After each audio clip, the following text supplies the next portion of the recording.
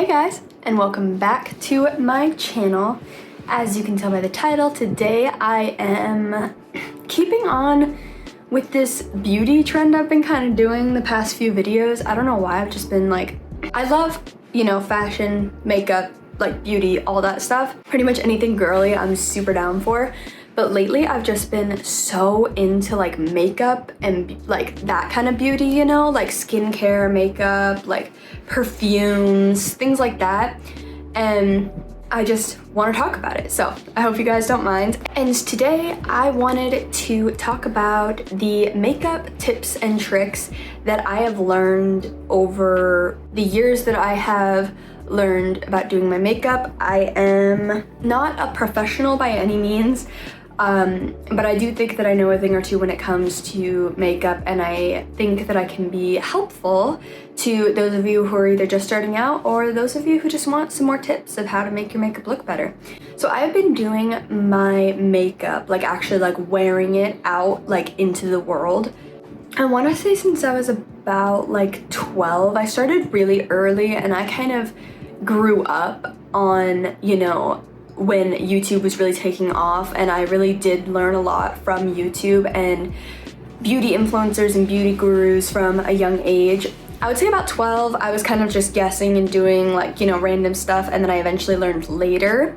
However, I think that YouTube can be a really great tool to learn how to do your makeup and learn how to do things that are best for your face, do things that are best for you, and just learn how to apply it like properly. There's really not that many rules to makeup. You can really do it however you want. However, these are the tips and tricks that I've learned to get my makeup to look the way it does, and the tips and tricks that I've learned that work the best for me. So if you're interested in that at all, please keep watching, and let's just jump right into it. I've got lots of tips and tricks for you guys today, so I hope you guys are excited. Alright, so for the purposes of this video, I decided to go in order of application. So we're gonna start with like the face base, and then we're gonna go to, eyes and eyebrows and stuff like that. And so as we're going through it, it'll basically create the makeup, you know what I'm saying? So starting off with primer, which I have talked about these past couple of videos, which primers I like the most. Obviously, I like a glowy primer because I'm dry.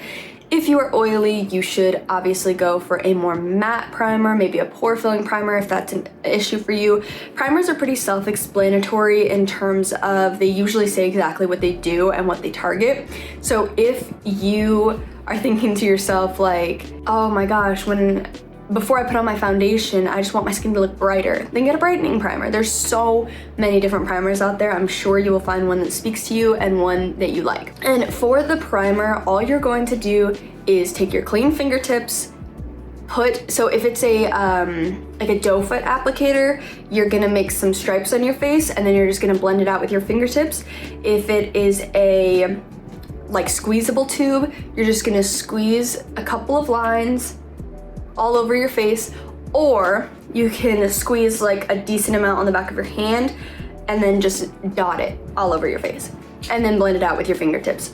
Now, I have used primer brushes before, brushes that claim to like blend out your primer, but for primer, I find that the best tool you can use is your fingers, just because I find that the brushes pick up a lot of the primer and then they don't really spread it evenly, so I end up using a lot more versus my fingertips that I feel like I can just really work it into the skin. And also when we use our fingertips for things, it naturally warms up, so it kind of turns it into more of like a melting effect into your skin, which is what we want, because we don't want just a layer of primer and then like a layer of foundation, like layers on top of layers, because then that could cause the overall makeup to look really cakey.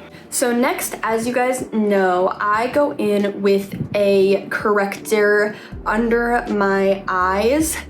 So I think after you apply primer, this should be the step where you color correct. Now, not everybody needs color correction. Some people have a pretty even skin tone naturally. I envy you guys, low-key, but some people just have a really natural even skin tone, and they don't really have any problem areas necessarily that they need to color correct.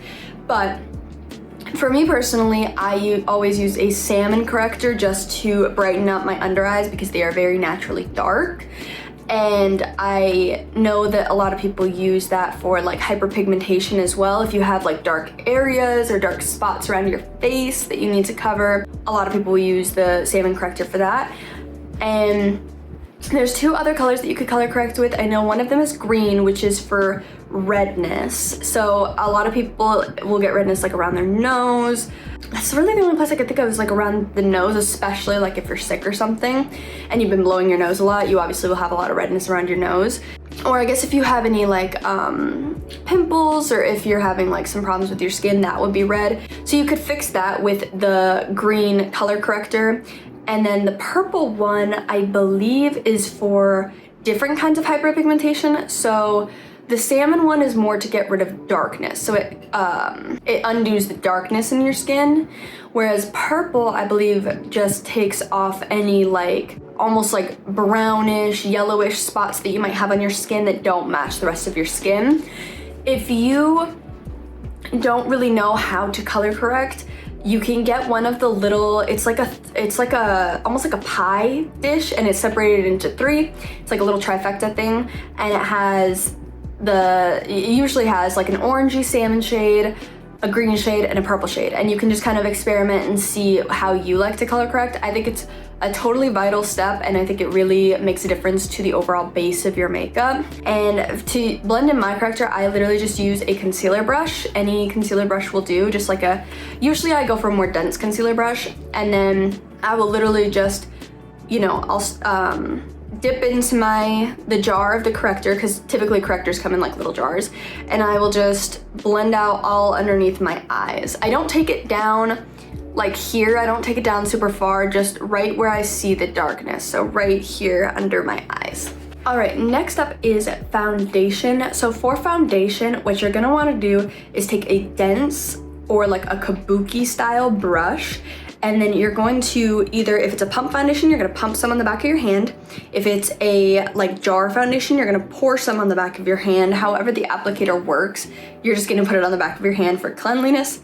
And then you're going to dip your brush directly into the product on your hand, and then you're going to start on your cheeks from the outside, and then you're gonna slowly work your way in, blending it in. Now what you're gonna do is kind of stipple it and pat it in. You don't wanna rub it around your face. Number one, that causes brush streaks, which is not cute.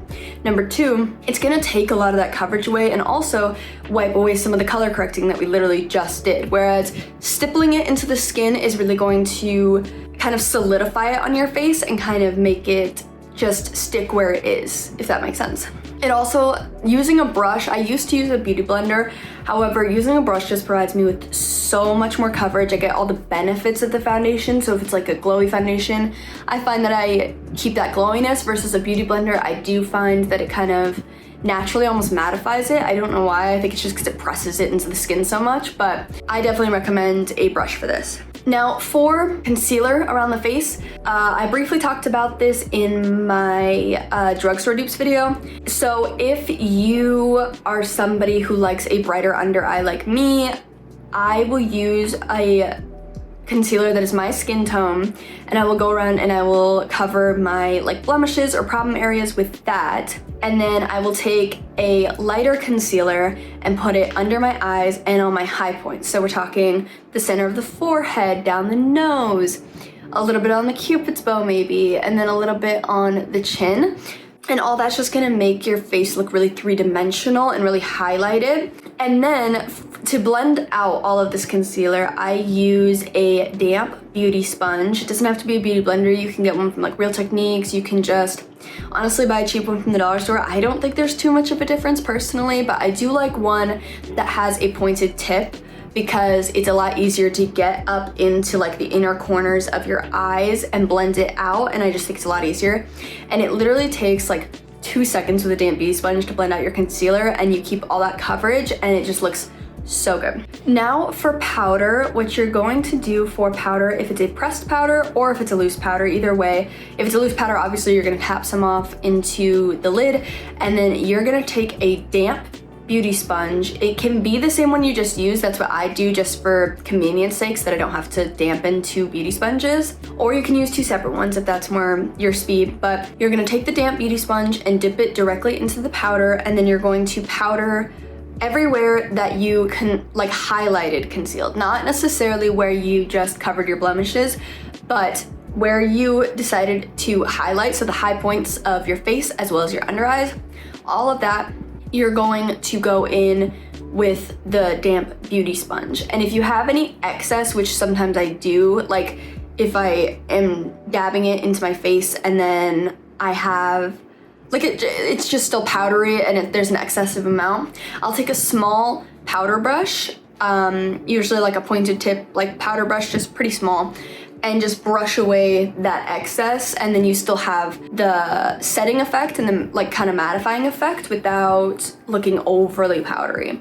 After you've taken this damp beauty sponge all over your face with the powder, you're going to go in with you can either go in with a different powder or you can use the same powder. Either way, it doesn't really matter. You're going to take a big fluffy powder brush, like the biggest ones they sell, and you're gonna swirl it around in that powder. If it's a loose powder, be a little bit more careful, and you're probably gonna wanna tap off some excess because it'll catch pretty much all that powder. And you're just gonna dust it across your face and pretty much go over everywhere that you didn't already powder with the damp beauty sponge, and just do it like a light sweep. It doesn't have to be intense. You don't pat it in like you did with the foundation brush, because we're just lightly setting to make sure that nothing moves throughout the day. And then this is a good time for you to also powder your neck as well, which I forgot to mention. When you are doing your foundation, don't forget to bring the brush down into your neck so your neck matches your face, because you don't want a completely different color on your neck than on your face. Now for brows, this is something that I've been trying to master for so long, and I still don't think I really have the hang of. For me personally, I have a lot of problems with my brows just because they're so naturally thick that I have to pluck them all the time, or, you know, like shave like underneath them or use some kind of razor or something like that. They're just so thick that I feel like they change shapes a lot because I try to be consistent with the way I pluck, but it doesn't always turn out the exact same. So I'm pretty consistently dealing with different shapes of brows, but that is my cross to bear. I'm sure that you guys have your own issues with your brows.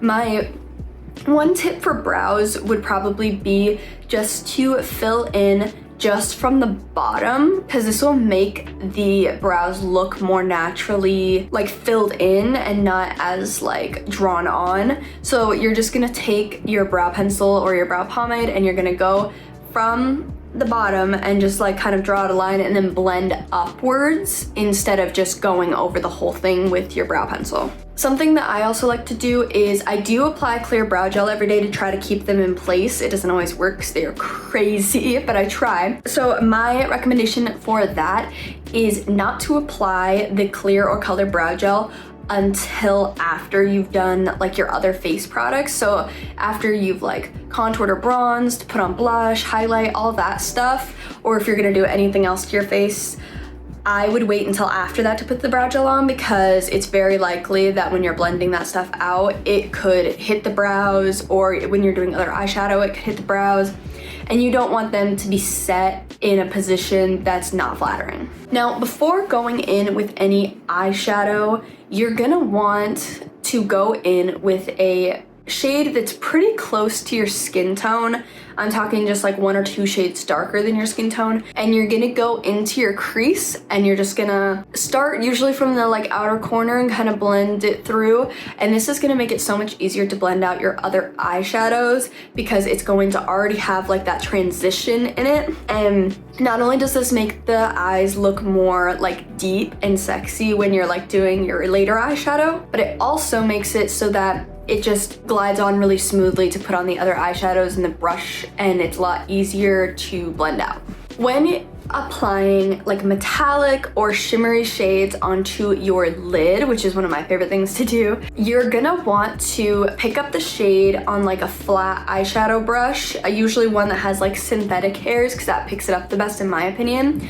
Or you could use your finger. That's a really good way to do it too, to like keep that shimmer. And just, if you ever want something to go on as pigmented as possible, you're gonna wanna use your finger, because your finger doesn't really keep any of the product on it. It kind of just glides right off. So that's my tip for that. But you're either gonna take your finger, but what I like to do is take like a little synthetic flat eyeshadow brush, and then after picking up the shimmery shade or the glittery shade or the metallic shade, you're gonna spray your brush with some kind of setting spray or mist, and then you're gonna go in and put it on your eyes. And that's just gonna really amplify the metallicness of it. That's gonna really amplify the shimmer of it, and it's gonna make it look a lot more bold and cool without having to use a ton of layers of the eyeshadow. When it comes to eyeliner, and I'm talking like winged eyeliner and or like you are lining your top lash line, you're gonna want to go in with a black eyeshadow first and trace out where you want the wing and or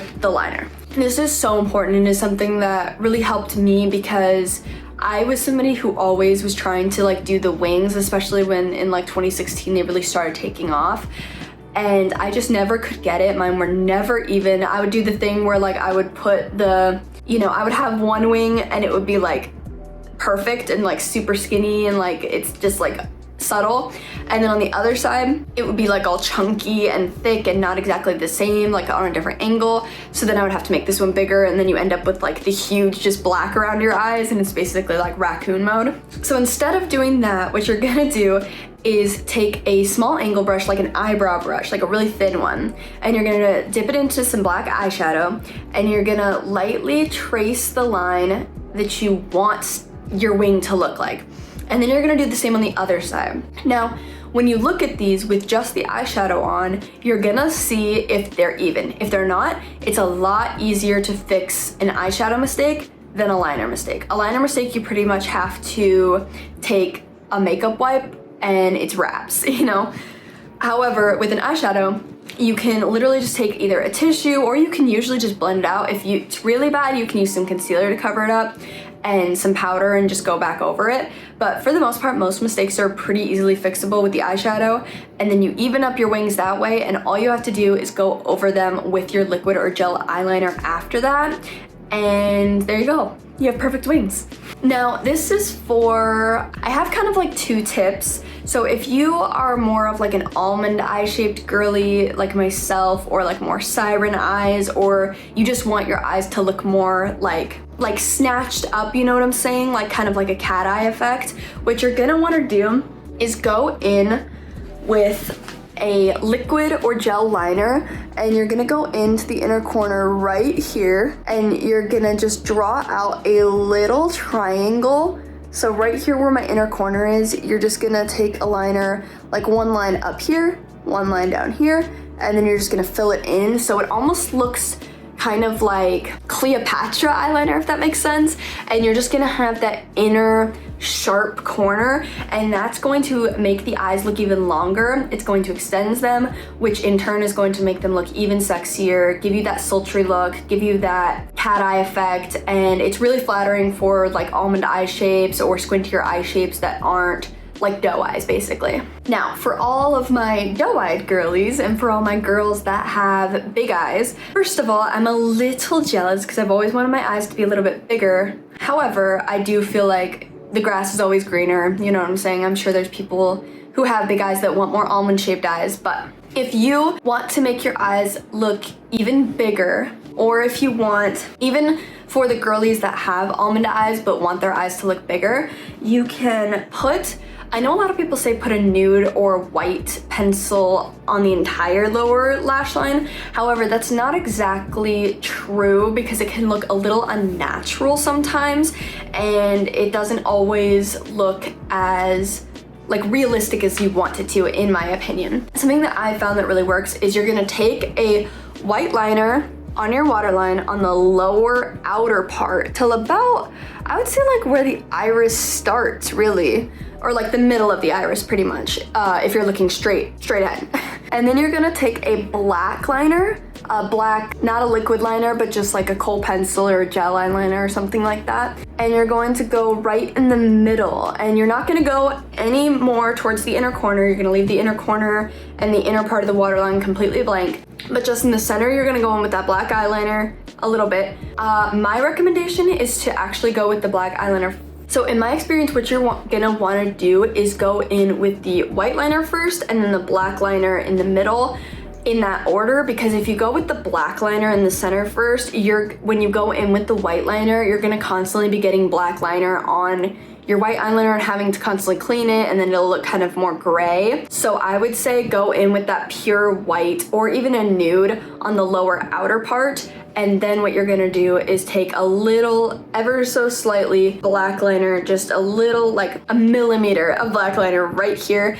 And what that's gonna do is kind of make your eyes look wider at the ends instead of just like circular, I guess, if that makes sense. And to me, this is just a really flattering way to make your eyes look a lot bigger. So if you want, I know this was a really popular thing with like e-girls and like gamer girl like makeup styles, things like that, like internet girls.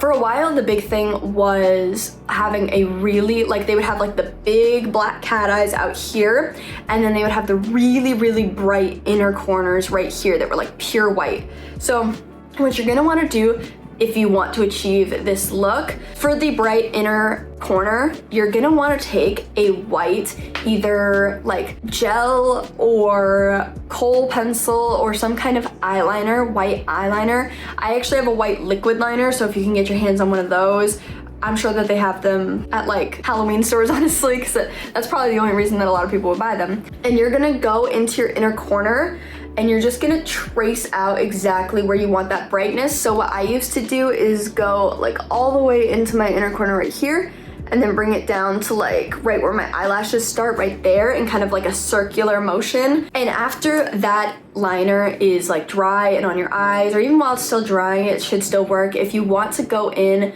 with first go in with a matte white shadow to kind of set that. So if you could just find like a really light white shadow and then go in and right over the eyeliner, it's gonna already look way more intense than it usually would if you just went in with the eyeshadow. And then you're gonna go in with a shimmery or like bright, glistening white, and you're gonna go over that matte shadow, and that's just gonna give you the perfect bright white inner corner. So for mascara, you're gonna want to, number one, curl your lashes before applying mascara. And after that, you're gonna take your wand, and I like to start with my eyes actually closed, and I just brush them up like that.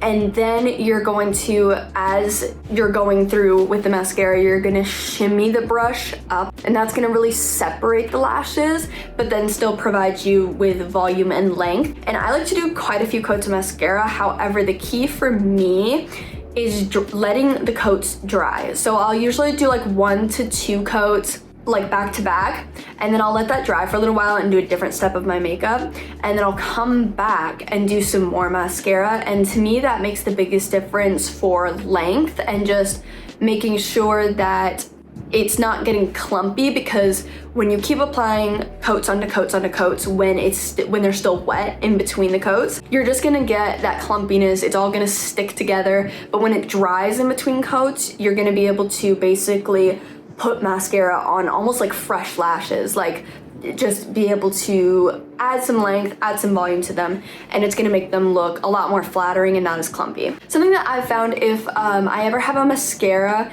that I know isn't too old and but it's starting to dry out a little bit and it shouldn't be, or even if you ever leave a mascara tube open, I know they can kind of dry out. What you're gonna want to do is, if you wear contacts and you have your solution, you can use that. If not, you're just gonna wanna use a regular bottle of eye drops or even saline solution, and you're gonna add just a couple drops. You're gonna have your mascara tube and you're gonna pour in 1, 2 drops of that solution or drops, and then you're going to put the wand back into the tube and you're gonna shake it kind of all around, and then you're gonna kind of weave the brush, use the mascara wand and get the sides of it. You're gonna keep dipping it until it seems pretty blended, and that's gonna add a whole new life to your mascara. It's gonna basically revitalize it. It's gonna bring it back to life. It's not gonna be dry anymore. It's not gonna be clumpy anymore. And it's gonna pretty much work like it did when you first got it. So the last tip that I have is for highlighter. And for highlighter, what you're gonna wanna do is, what I like to do is so for your cheekbones, you're gonna wanna use a highlighter brush or a fan brush of some kinds to apply it. And that just works perfectly to get like right on that cheekbone and accentuate those cheekbones. If you are putting it on your nose, which I do as well, or like your cupid's bow or your chin or like the center of your forehead, I don't do it everywhere. I usually just do it on my nose and my cheekbones. You're gonna take the highlighter just on like, I use like my middle finger, and you're just gonna rub it in the highlighter, and then you're just gonna put it on the end of your nose like that, and then all the way down the bridge. And I like to leave a little gap like right here so that it looks more button-like, my nose. It's just more flattering for me. But that is the best way to apply highlighter that will give you like the most pigment, because if you apply it with your fingers on your cheeks, for me at least, it can sometimes kind of like I said, with the heat of your fingertips, and can kind of like mess up the other portions of your makeup that you already did, like contour and blush and stuff like that. So whereas the nose, it's so like light and dainty that you're just doing it real quick that it doesn't really make a difference. So I like the fan brush on there, and then the fan brush is just too big for my nose, so it wouldn't really be flattering to like go all the way down. I don't know. I have more precision with my fingers when I put it on my nose. So with all of that being said, those are the beauty tips and tricks that I have learned over the years. I'm sure there are more. I just can't think of any more right now, but let me know if you do want a part 2, or if you have any beauty tips or tricks that I didn't mention or that you love using. Please do leave them in the comments below so that other people can see them and so that I can see them and try them. And yeah, let's just make this a community of like learning. Let's, you know, hot girls don't gatekeep, you know what I'm saying? Like, we need to just help out each other. So I hope you guys did enjoy this video, and I hope you enjoyed hearing me talk about the beauty tips and tricks. I do hope you'll try some of them. Let me know if you do. And be sure to like this video if you liked this video, and subscribe to my channel if you haven't already. And if you want to see more videos like this, or like fashion videos or like lifestyle videos, all that stuff is stuff I dabble with on my channel. And I will see you guys in the next one. Bye.